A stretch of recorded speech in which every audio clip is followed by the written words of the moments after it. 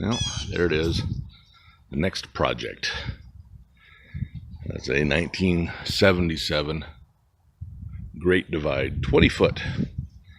It's built here in Colorado. Yeah, I sold the other one about 2 weeks ago. I was going to wait till the spring, and I just felt like, the time is right. And I sold it for less than I should have, and I could have got more. You find that out whenever you post one on a Friday afternoon Friday about noon, and it's sold by 4 o'clock the same day for your asking price. Yeah, that tells you could have done better. So this one I will do better. Build this one up and get it ready to go. There's the bathroom window right there. And then there's also a storage compartment over here on this side. There's a lot that I got to do to this one. But, you pick them up that are rough. Do a bunch of touching up on it and painting here and there and fixing a few things. They kind of become in demand. Especially these about this size that are easy to pull around. Oh, it's got carpet. That's got to go. And that tile stuff right there, got to go. And that paint color. Ugh. So we got wood paneling over here. We got painted in the middle. Yeah, well. Closet. Somebody was making new doors for the closet. I think I might remake those. Do the rustic look doors like I did on the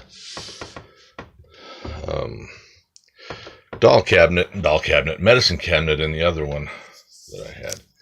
Oh, a mirror. And then the bathroom here in the corner. Interesting bathroom door. Don't know where they go. Look at that wallpaper.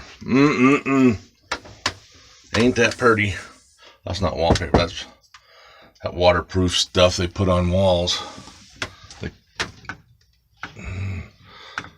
See, and this used to have like a light here, I think, because there's a big hole in their screws. And this has been reframed here, and that needs to be finished. I'll probably have to paint over all of this because I won't be able to find anything like that, I'm sure. And then all that there, I got to paint it for the shower. And some cleaning. And you've got storage under cabinet down here. You got a floor vent down there for the furnace. I got to test everything and see what all works and what doesn't. Fix all that. I haven't done anything with it. I just brought it home and parked it here. So you're going to do the walkthrough with me here and see what all I'm going to have to do with it. And here's your furnace right here. Normally I take these and I'll pull that big beast out of there and put in a catalytic heater because they're more efficient, especially when you're out boondocking. But when you have one that is set up like this one is, this is where the air gets sucked in. This pulls it in and blows it out through these vents. So you got a vent there, you've got a vent over there, and of course the one I showed you in the bathroom. If you've got a bathroom heater for your tush in there, yeah, you kind of keep that around. I got to test the air conditioning, see if it works, see if that's going to stay or go. What I mean, he had lights. Somebody just took the lights out and left the 12 volt, not realizing with the inexpensive inverter, you could put LEDs in the other lights and work them just fine like I did in the past camper. Oh, that must be an air freshener. That'll go. Oven. Stove. I always love a 4-burner stove. I don't like the RVs with 3-burner. You put a griddle in, it's got to cover 2 burners. you can hardly get to the third burner then to use it for anything else. 4 burner, you can lay them alongside each other. A lot nicer that way. Let's see what all we got. Oh yeah, I forgot about this. A slide out shelf cutting board. A little drawer of stoof. And then you got drawers and drawers of stuff. And some people just leave all their junk in them when they sell them. So I'll get to clean a bunch of that out. Of course. And this area, this is only a twin size mattress. Now who wants to go out all by themselves, right? So I will get to pull these cabinets here out. This one over here. These little drawer units here. I'll take those out so we can put a full-size mattress in. Or, yeah, at least a full. And figure out what I can do with these ends. And when you lift up this mattress, you got access to the storage underneath. That's a nice big storage hole there. I'm not going to lift these other ones. I'll tell you what's under that one and that one. There are two large water tanks. I'll show you this one.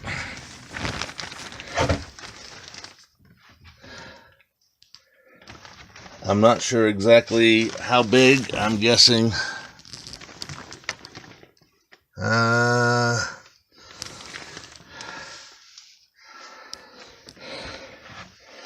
somewhere in the vicinity of 40 gallons each. So I don't know that that's safe. You got 320 pounds in each one of water. So that's 640 pounds before the front axle and behind the tongue. And that adds a lot of tongue weight onto the camper.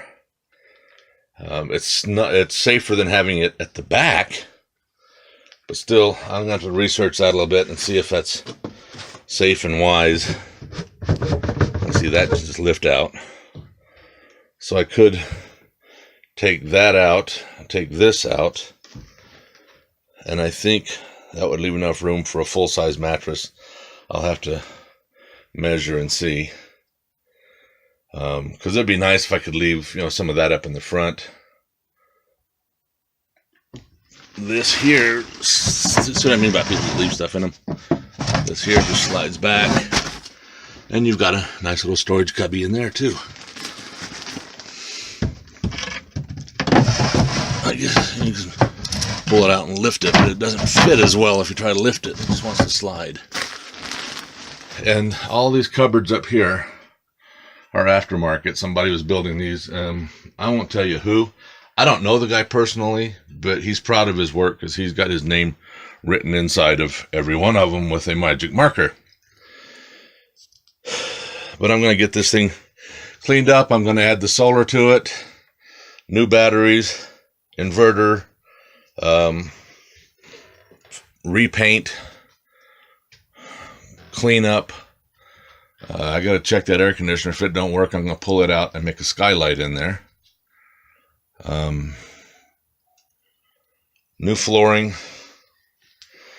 and paint over all that red on the outside with something a little more natural, neutral looking, woodsy kind of look. And I'm hoping to have this thing ready to sell in 2 to 3 weeks. It may be closer to a month.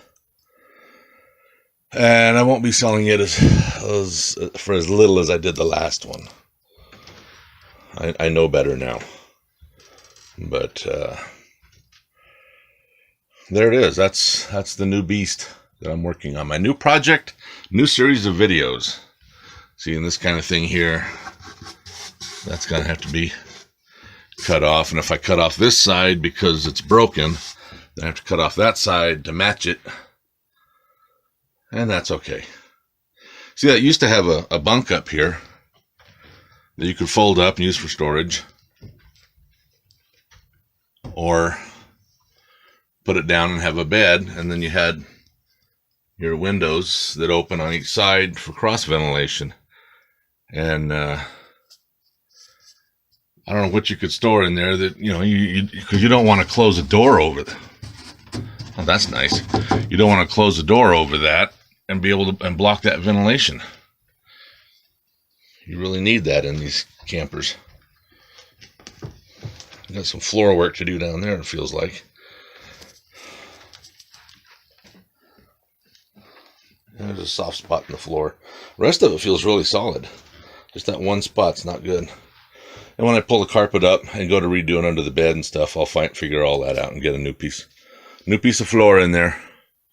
It'll be solid when I get rid of it. And I got to add some lights to these here because I'm going to put the inverter in it, and so you can run the 110, do your outlets, all that stuff, just like I did with my other one. Oh, and the fridge. There's your fridge controls. Nice shelving. It's a nice fridge. It really is. I was told that works well too. I was also told the air conditioning works, but I'll find out. If it does, I gotta get a new cover for it because it has no cover on it whatsoever. So there we go. 1977 Great Divide, 20 foot. And whenever I'm done with it, you'll be able to again make this into a bed. So you could put one over here and two over there. You have a kid here and your adults over there. But I'm not going to put the overhead bunk back in. I don't see any reason to rebuild all that. I don't think it makes that big a difference to the price. So there it is. Be looking for videos coming out soon on the different things I got to do. I'm going to start with the trailer wiring itself for the tail lights and that kind of thing, because when I picked this up, I was about 100 miles from home, and when I picked it up, I plugged it into my truck, which I use for pulling all my other trailers, and everything's fine. And when I plugged it in, no, I had lights doing weird things on the trailer. Switched the plug around some, and it's got a pigtail on it that you can unplug and plug back in. And then I had one light that would come on, like the right brake light was on all the time, but the brakes weren't on. And that was the only light I had that would come on. And so we were hustling to get it home before it got dark. And still not wanting to drag it too fast, because I don't like to go over about 60 or 65 when I'm pulling a trailer like this. It's too easy for them to take off and get the mind of their own even, and then you're kind of out of control. I'm more cautious when it comes to pulling. So anyway, this will be the next project that I do videos on, and I'm hoping to be done with it, like I say, in the next 2 to 3 weeks, maybe a month. I don't know how aggressive I'm going to get with getting it done, but I'd like to get it done and out to we got what fall is almost upon us now. We've got hunting season coming, so hunters like these, so it's a good time to sell. Spring is a good time to sell in this area because, let's face it, wintertime these sit. So if you get them out in time for hunting, you can do all right. That's what the guy that bought my last one was going to go hunting. Oh look, made in Sweden. And I don't know if I'll get this one in time for a hunter, but we're going to try. It's got a bit more to do to it. But the last one, I was building it for us and just taking my time. I spent 3 years on that thing. A little here and a little there. This one, I want to see if I can do it in a month and get it out. It's got a new door in it, and it doesn't quite, it's not trimmed out yet. I got to trim it out. I want to insulate around it in that gap. Put some foam insulation in there, and then cut me some trim like this and put over it. And these walls. Oh, these walls. Anyway, here it comes. Get ready.